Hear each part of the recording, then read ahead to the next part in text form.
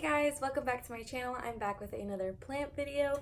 Today I'm going to be talking about the top 10 easiest houseplants that I have and that I recommend that you guys should get if you are a beginner. So this was kind of a video that I wasn't going to make because I feel like everybody makes them, but if you are a beginner and you stumble upon my channel, I guess I would want this video to exist.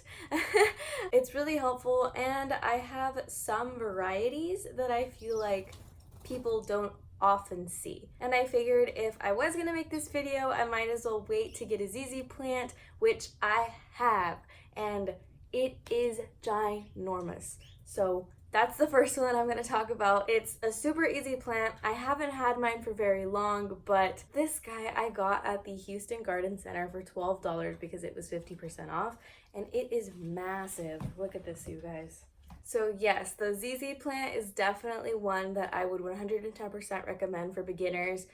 It doesn't require that much light, doesn't require that much attention, doesn't require that much water, so you could really just put it in a corner and preferably some bright indirect light, and it will do just fine. And not just that, the Zizi plant seems to be extremely rewarding. If you do put it in some good conditions, it will go ahead and give you some new growth, and that is honestly just the most amazing feeling.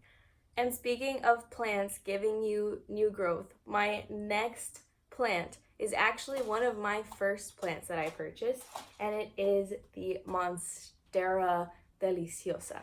So this guy I got for $11 at a local nursery. It had one split leaf, and now it has several. I have a very strong love for this plant. It was one of my firsts, and it's kind of what kickstarted this houseplant obsession for me. It has a new leaf that's coming in right here actually, and it seems like it's going to be very split. I'm also not really one to unroll leaves, so I'm not going to show it to you, but I love this plant, and if you guys can get your hands on it for an inexpensive price, definitely grab you one. Every new leaf that comes out is just such a wonderful surprise, and it's like you're getting a gift every time that it puts out a new leaf. I would definitely recommend a Monstera deliciosa. And the next plant that I want to talk about is a Sansevieria. So this is a Sansevieria moonshine. This is a beautiful plant. It's definitely different than your average trifasciata, and it is so pretty. I just recommend it because it's just ridiculously easy to take care of. It's also really good for air purifying, so this is definitely one that you want to have in your room. There are so many different types. There's the starfish, there's a trifasciata, there's the whalefin. There's just so many cute Sansevierias that really just liven up your space. They give you clean air, and they're ridiculously easy to take care of. So I would definitely recommend to go out and grab a Sansevieria. They're just great plants. So the next plant is definitely highly recommended by the plant community to go and grab as one of your first plants. This is a Marble Queen Pothos. I'd also recommend the Enjoy variety, the Neon Pothos, the Cebu Blue is also considered a Pothos. There are just so many different varieties that are really cute and really cool that I feel like it's hard to not have a Pothos. Like, they're beautiful. Look at how these leaves look. My aunt actually saw my variegated Monstera Thai constellation, and she thought that it was a Pothos. They're really pretty. They are often very inexpensive, and they are often very readily available. So yeah, go grab one of these. They are just amazing plants. And then along the lines of sort of trailing and vining plants is a philodendron. So philodendron are very easy to take care of, in my opinion. They are honestly kind of similar care to Pothos than any other plant that I have.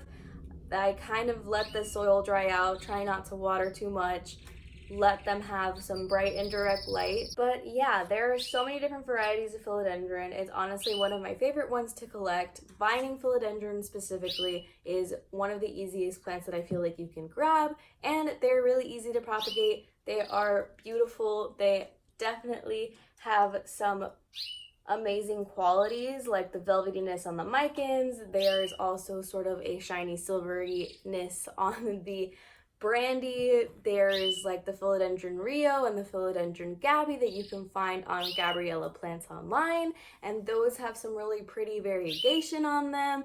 There's the neon philodendron that is very similar to the neon pothos, but the philodendron has heart-shaped leaves, so that's definitely why I would recommend grabbing a philodendron. I don't think that you have to be an expert to care for them. So this one is sort of a controversial one, but I would 100% recommend that you go and grab yourself a Maranta. So I don't know if I would necessarily recommend these for people who live in the desert because they definitely need some humidity. But seeing these guys like fold upward at night and fold down in the morning is just super cool. They have the coolest leaf patterns. This neon one is amazing, and I actually got this one at Home Depot for like $4. I feel like you can take a cutting of this, put it in water, and like 4 days later you'll see roots. Don't quote me on that because that could totally be wrong, but that's definitely my experience with this guy. But yes, I know the Maranta is somewhat debatable on being an easy houseplant, but I just think it's so cool to not have as a beginner. And then there are Syngonium. So this Syngonium is a pretty highly sought after Syngonium. It is a variegated one that you can find on Gabriella Plants. You can also find them on Lessyasleaves.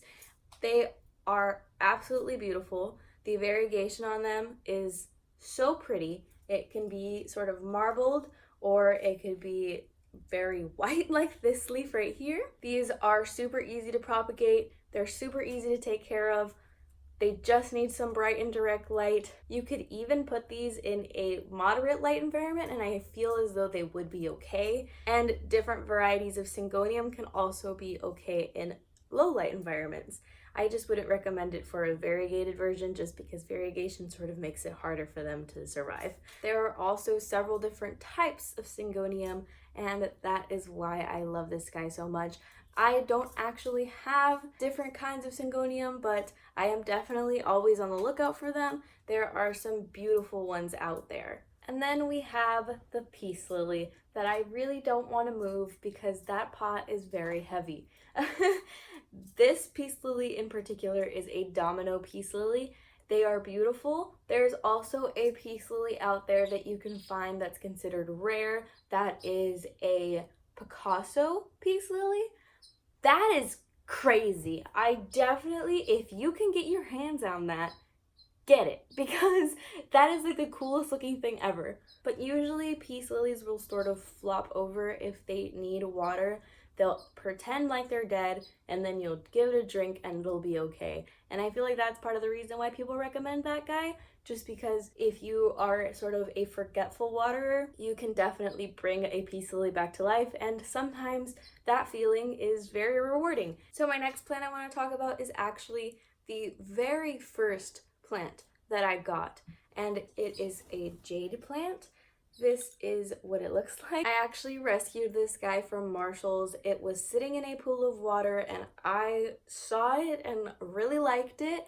And after I received it, I started looking up videos on how to take care of it. And there were so many different plant people, so many different succulent people. And I just fell in love with this guy. I think I saved it. It's been about 4 months now and it is actually giving me new growth. A lot of people really feel as though succulents don't really give them very much growth, and that's part of the reason why they don't like them. They also die pretty easily, but a jade plant is not one of those. Those sort of red leaves that you see, that was not there before. So I saved it. It's happy, it's thriving, and I am so happy that I received it because it is definitely part of the reason why I have my YouTube video today. This was my first succulent that I ever received and first plant that I ever bought for my room, and then my Monstera deliciosa was the first sort of house plant that I bought for my room,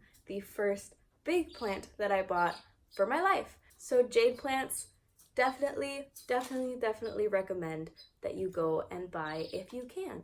And then the last plant that I want to talk about is this Aglaonema. Aglaonema. It's really hard to say that word. This is a Chinese evergreen. This is known as the Maria variety, and I bought this at Lowe's for I believe $12. I had been wanting one of these. I actually bought this with my cousins. It is really pretty. I saw them on Gabriella Plants and was considering purchasing, and then I figured I could probably find it in person, and then a few days later I did. So these are super cool.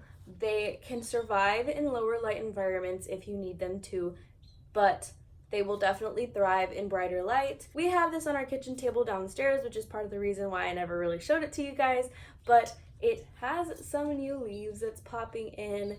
This was actually much smaller when we bought it, and it is just really, really easy to take care of because you don't need to put that much effort into it. You don't need to give it that much light if you don't have it. So I definitely recommend one of these if you are a beginner and you don't have very much light in your apartment or your house. But yeah, some of these are a little more on the rare side. I know that the Philodendron micans can be difficult to find for some people, but I definitely wouldn't recommend that you go out and spend hundreds of dollars on plants if you are just a beginner. And yeah, that's gonna be it for today's video. I hope that you guys enjoyed it. I hope you found it helpful. If you have anything that you want to chat about, go ahead and leave it in the comments down below. If you liked the video, go ahead and hit the like button. And if you liked me or like plants, go ahead and subscribe if you want to. But that's going to be it for today's video, so I guess I'll see you guys in the next one. Bye!